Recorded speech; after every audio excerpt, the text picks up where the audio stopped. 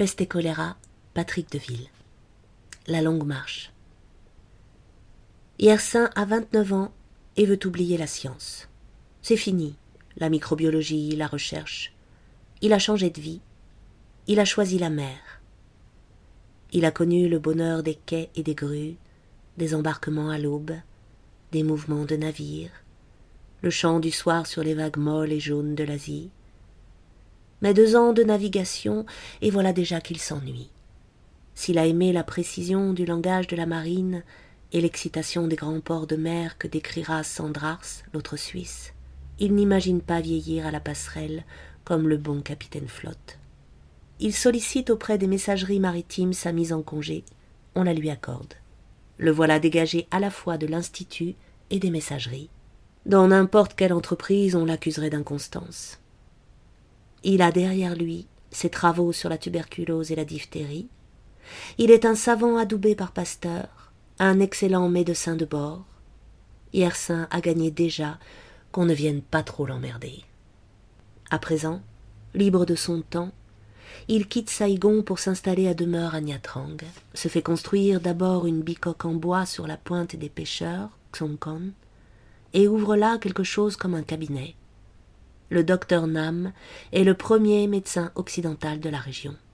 Maintenant dépourvu de revenus, il essaie sans trop y croire d'instaurer une consultation payante pour les notables qui ont les moyens, continue de soigner pour rien les pauvres, ne parvient pas à distinguer les uns des autres, et reprend ses marches d'entraînement. Il parcourt des centaines de kilomètres dans les collines, séjourne dans les villages des Moïse, étudie un peu leur langue, pratique auprès d'eux la chasse et la médecine. Il envisage d'organiser un jour des campagnes de vaccination, apprend le maniement de la lance et de l'arbalète, en échange les initie à l'hilarant usage de son couteau suisse multilame, et de loin en loin il regagne Nha Trang. Mes malades anamites reviennent de toutes parts dès que je ne suis pas en excursion.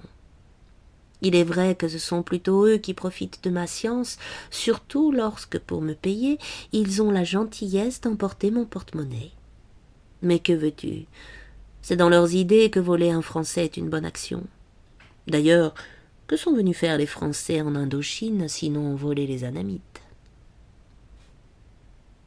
Avant que ne s'évaporent ces quelques économies, il les consacre à l'achat de matériel, monte sa première véritable expédition. Après la mer, puis la forêt clairière, il veut traverser la jungle, escalader les montagnes, de plus en plus haut. À défaut d'un ordre de mission, il bénéficie du soutien des Moïse qui acceptent de le guider sur les premières étapes. Il veut, depuis Nha Trang et la mer de Chine, traverser la cordillère pour rejoindre de l'autre côté le fleuve Mékong. On ne le reverra pas de sitôt, et peut-être plus jamais. Il emmène avec lui un interprète et 5 hommes pour ouvrir la route. Son torse est bardé de baudriers en cuir où sont serrés le chronomètre de marine et le théodolite. Dans son dos, une Winchester, pour la chasse s'il espère. Il a acheté des chevaux et 2 éléphants, prend le chemin du nord-ouest. Les étapes seront de 3 heures de marche. Cette fois, il part droit devant et s'interdit de faire demi-tour. On progresse au mieux en selle pour éviter les sangsues, mène les chevaux sur les sentiers, puis les chevaux par la bride parce qu'il n'y a plus de sentiers. Suivent les balourds d'éléphants, et pour eux, il faut aux coupe-coupe tailler dans les bambous et les buissons. Depuis longtemps, les guerriers moïs sont rebroussés chemin. À ses vêtements s'accrochent des insectes dont même son père ignorait l'existence. Le soir, on s'accorde un peu d'alcool de riz comme un cordial, on allume des feux, suspend les moustiquaires, sort les flûtes. Demain, à l'approche d'un village, à la différence de Maïrena qui fut mari premier et distribuait du plomb, on offrira des pommades et les réserves de quinine.